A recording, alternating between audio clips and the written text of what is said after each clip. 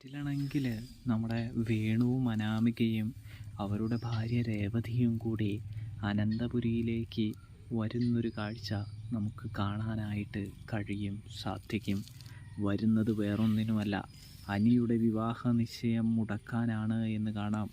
കൃത്യം മോതിരം അവന്തികയുടെ വിരലിൽ അണിയിക്കുന്ന ആ സമയത്ത് തന്നെ അവർ വന്ന് പ്രശ്നമുണ്ടാക്കാനായിട്ട് തുടങ്ങുന്നുണ്ട്. മൂർത്തി സാറേ, ഈ വിവാഹമൊന്നും നടക്കാനായിട്ട് പോകുന്നില്ല. ആ വെള്ളം അങ്ങോട്ട് മാറ്റി വെച്ചാൽ മതി. എൻ്റെ മകളുടെ കഴുത്തിൽ